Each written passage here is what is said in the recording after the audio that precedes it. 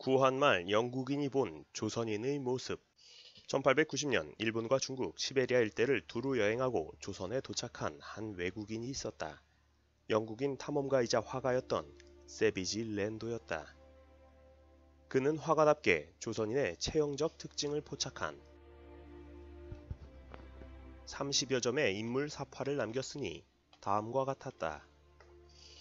좌측부터 미혼 사내 장가간 남자 12살의 장가간 남자, 신부 평범한 여인 기생, 물장수 보병 기병 양반, 임금 승려들. 또 조선을 두 번째 방문하면서 고요한 아침의 나라 조선이라는 책을 썼는데 여기서 한국인에 대해 이렇게 서술하고 있다. 흔히 조선을 모르는 사람들은 조선인을 중국인이나 혹은 다른 이웃인 일본인과 닮았다고 하는데 사실 그들은 양편 어느 쪽도 닮지 않았다.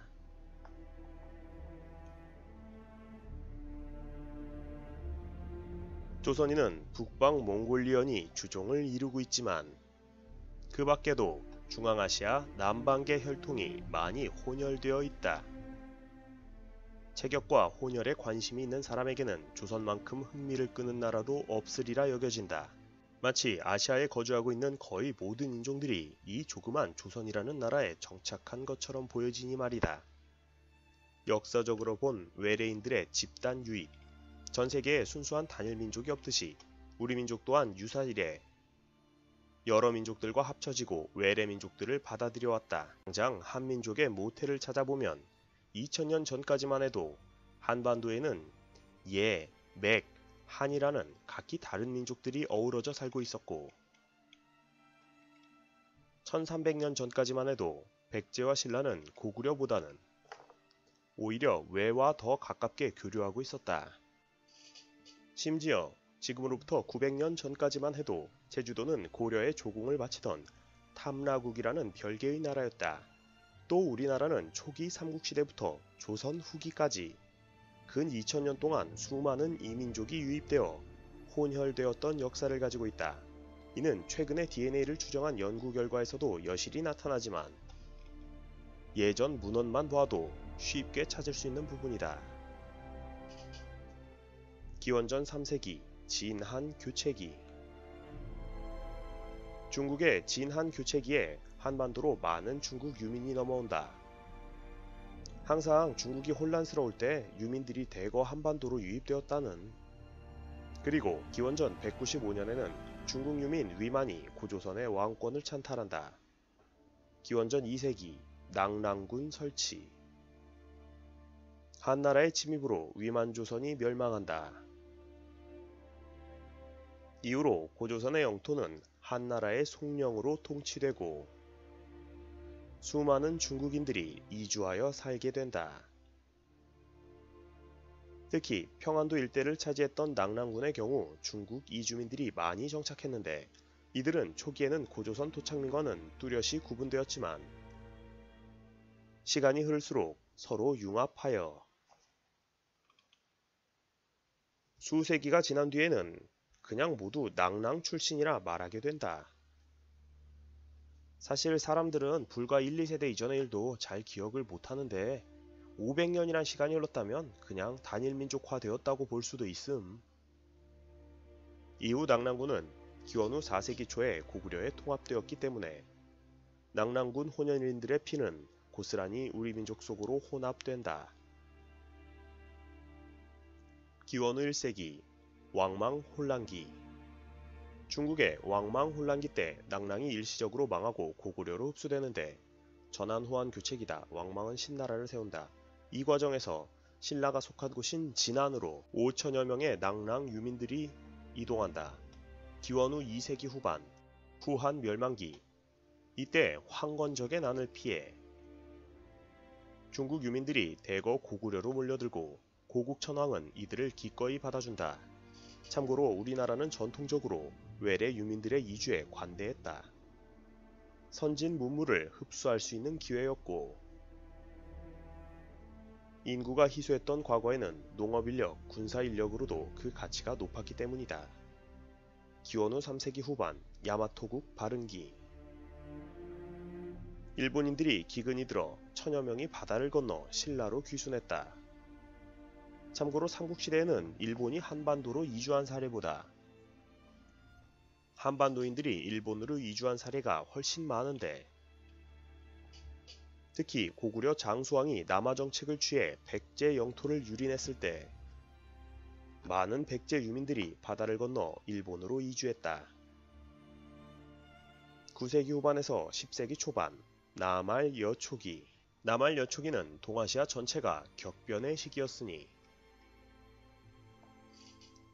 중국에서는 황소의 난 이후로 커다란 혼란기를 거치면서 대량의 유민들이 발생하여 많은 수가 한반도로 유입되었고, 북방에서는 거란족이 흥성하고 발해가 몰락하는 과정에서 역시 많은 수의 발해 유민이 한반도로 유입된다. 당시 고려에는 지식층이 많이 부족했기 때문에 고려는 태조 왕건 때부터 중국 유민들을 적극 포섭하여 이들에게 땅을 주고 벼슬을 하사하는 식으로 우대했다. 반면 발해 유민의 경우 거란 여진 유민과 비슷하게 대우했기 때문에 호적에 등재해서 정기적으로 세금을 뜯어가는 일꾼으로 받아준다. 오늘날 민족주의식 역사서에는 고려가 발해 유민을 같은 동포라서 받아줬다고 기술해 있지만 역사적 기록을 통해서 보면 그렇지는 않았다는. 어쨌든 이 시기는 우리 역사상 가장 귀화 정책이 왕성했던 시기로 100년 동안 무려 20만 명 가까이가 귀화를 했던 것으로 추산된다. 당시 고려 인구는 200~300만 명 정도였기 때문에 전체 인구의 무려 10%가 귀화인이었다고 보기도 함.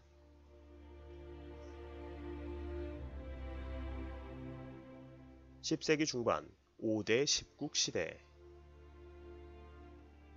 고려는 건국 초기부터 유민들을 거절하지 않는다는 원칙으로 포용과 우대 정책을 통해 선정을 베풀었던 까닭에 이런 소문을 듣고 많은 중국인들이 귀화를 했다. 대표적인 인물로는 중국 후주 출신 쌍기라는 인물이 있었다. 그는 광종의 총애를 받으며 과거제와 노비 안건법 등의 아이디어를 제공했던 장본인이다.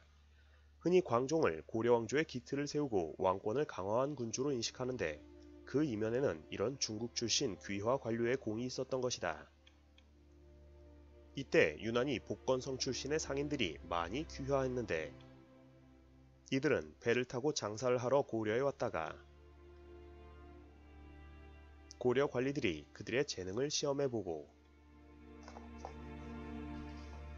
능력이 괜찮다 싶으면 벼슬을 주고 고려에 머물도록 강요했기 때문이다. 물론 출세를 위해서 스스로 고려로 온 중국인들도 많았다. 그래서 광종은 지나치게 귀화인들을 우대한다고 비난을 받기도 했다. 11세기 여요 전쟁기. 여요 전쟁으로 항복한 거란족 포로들이 있었는데 이들 중 10% 정도는 수공업자가 되었고 나머지 90%는 노비가 되었거나 향소 부국민이 되었을 것으로 추측됨. 솜씨가 좋은 자는 국가기관에 머물게 하였는데 당시 거란족 장인들은 솜씨가 좋았던지라 11세기 이후 고려 관료들의 의상이 매우 화려해진다. 또 같은 시기 전쟁을 통해 발생한 수많은 여진족 난민들도 고려 영토로 대거 이주하여 수공업 등에 종사하게 되었는데 사실 여진족의 역사를 보면 6세기 이후 600여 년간 이미 한반도인들과 많은 혼혈이 있어 왔다. 이들은 다민족 국가였던 고구려의 백성들이었고 발해인과 더불어 발해의 일원이었으며 또 고려가 건국한 이후로는 많은 수가 고려 영토에 거주하며 융화되어 살고 있었기 때문이다. 13세기 후반에서 14세기 중반 몽골 간섭기. 몽골 간섭기를 거치며 또다시 고려에는 수많은 외래인들과의 혼혈 후손들이 나타나는데 이때 무엇보다 몽골인들과의 혼혈이 많았다. 특히 충렬왕의 노력으로 몽골에 끌려간 수많은 고려인들이 다시 고려 땅으로 돌아오게 되었으니 몽골 혼혈들의 수가 더욱더 늘어났다는 것은 자명한 사실이다. 또 이 시기 외구 활동을 하다 붙잡혀 귀화한 일본인 포로들도 상당수 있었다. 이들은 대부분 대마도와 규슈 출신이었다. 특이한 것은 이 당시 팍스 몽골리카의 영향으로 생목인이나 이슬람인들이 고려로 귀화한 사례가 여럿 있었다는 것이다. 대표적으로 덕수 장씨, 15세기 조선 초기 몽골 간섭기의 영향이 남아있던 조선 초기인 15세기에는 생각보다 많은 외국인들이 조선에 귀화해서 살고 있었는데 동남아인 서역인 중국인, 일본인, 여진족 등등 당시 조선 정부는 귀화 외국인들에게 집을 주고 땅을 주고 세금도 감면해주고 심지어 귀족 출신들에게는 노비까지 하사해 주었기 때문에 파격적인 혜택을 쫓아 귀화를 하는 경우도 많았다. 여진족 귀족 자제들은 왕실 수비를 담당하는 시위대에 주로 배치되었다. 몽골 캐식의 영향으로 보인다. 다만 여진족들의 경우 워낙 많은 이들이 귀화를 하려 했기 때문에 조선 정부는 출입국 심사를 강화하는 등 골치를 썩이기도 했다. 17세기 명청 교체기 병자 호란을 거치며 50여만 명의 조선인 포로들이 청나라로 끌려가게 되었지만 이들 중 상당수는 다시 조선으로 돌아오게 되는데 흔히 환향녀로 불리는 이들 여인들 중에는 혼혈 자식을 둔 경우가 덜어 있었다. 이런 호로자식, 호로, 오랑캐의 포로란 뜻이다. 다만 사회적으로 멸시받았기 때문에 이들 후손들이 제대로 성장했을지는 의문이다. 거꾸로 만주족이 조선에 들어와 눌러 사는 경우도 종종 있었는데 재밌는 것은 이때 이들의 신분은 일반 조선인들보다 낮은 천민의 신분이 대부분으로 천민 취급을 받았다는 거다. 당시 만주족들은 주로 사당페이를 하면서 생계를 꾸려갔다. 한편 명청 교체기의 혼란을 틈타 수십만 명으로 추정되는 향화인 즉 중국인들이 집단 이주하기도 했는데 주로 세금을 피하기 위해 조선으로 이주한 이들이 많았음. 이들은 주로 충청도와 전라도 해안가에 거주하며 어업을 생업으로 하며 살아갔다.